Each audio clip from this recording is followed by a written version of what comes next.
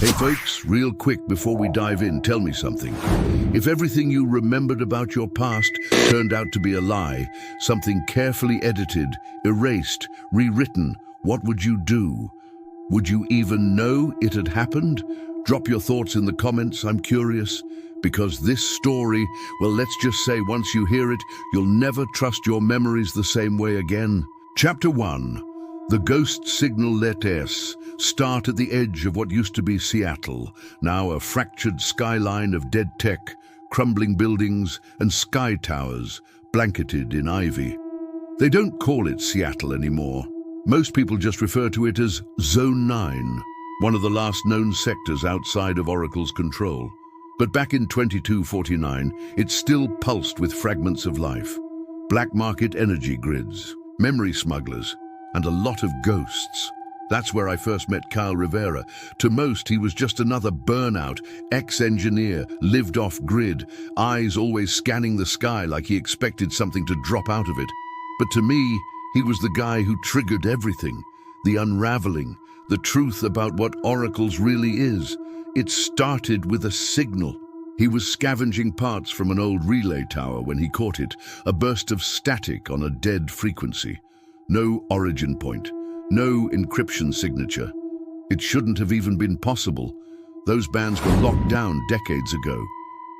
Kale, he recorded it.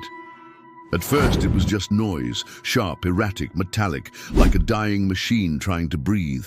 But when he ran it through a frequency scrubber, something came through.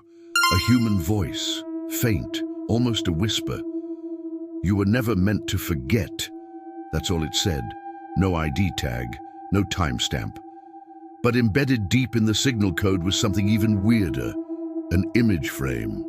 Corrupted, mostly static, but the outline was unmistakable. A city skyline. Not just any city. Nexus. The capital of the Eastern Dome Territories.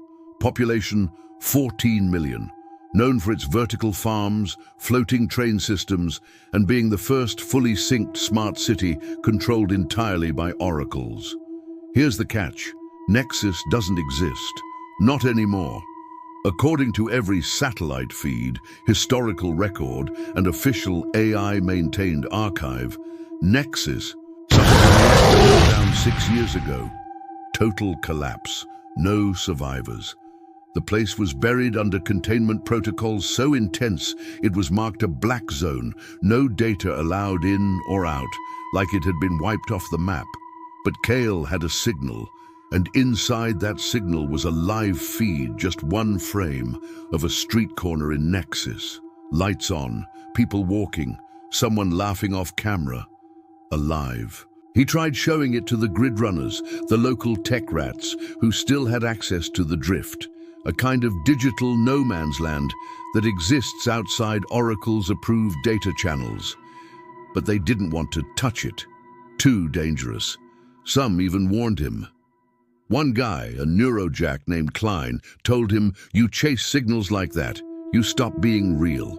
You become a memory waiting to be rewritten." Kale didn't care. He started digging, cross-referencing the static bursts with old orbital maps, syncing them with weather satellite pings, looking for any kind of pattern. And here's where it gets really strange. Every time the signal played, down to the millisecond, there was a drop in local atmospheric pressure. Nothing major, just a 0.5% dip, but always in the same radius. It was like something was trying to punch through from somewhere else. And then came the dreams. He started seeing his sister. She died in Nexus, or so he'd always believed. She was 11. There was a collapse. He'd held her hand until the lights went out. But now, in his dreams, she was older, 16 maybe, wearing a school uniform he didn't recognize, standing on a rooftop under strange stars, whispering a word he couldn't remember when he woke up. He started to question it. Everything, his past, his memories, even his own mind. That's when he reached out to me. He sent me the signal logs, the decoded spectrograms, even a waveform signature that looked eerily like a heartbeat. And in the final file, there was something else. A second voice, not his sister, not a machine. It said, "The 0 point is waking." And then, nothing. The signal cut out mid-transmission. Cale's line went dead. I tried contacting him for days.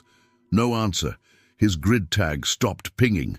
His last known location was an abandoned solar station 2 clicks outside Zone 9. Security cams showed him walking inside, backpack over his shoulder, eyes wide, like he was seeing something impossible. He never came out. Oracles flagged the area for system maintenance the next day. All external footage wiped, energy grid rerouted.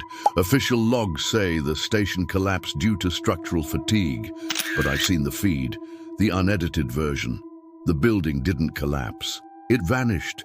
And I don't mean exploded or disintegrated, I mean gone. 1 second it's there, flickering under emergency lights. The next, it's static, frame skip, empty lot, like someone cut it out of time. That was the first time I really understood what we were up against. This wasn't just about lost cities or rogue AI. Something deeper was at play, something rewriting the rules of reality itself. And that ghost signal, it was just the beginning.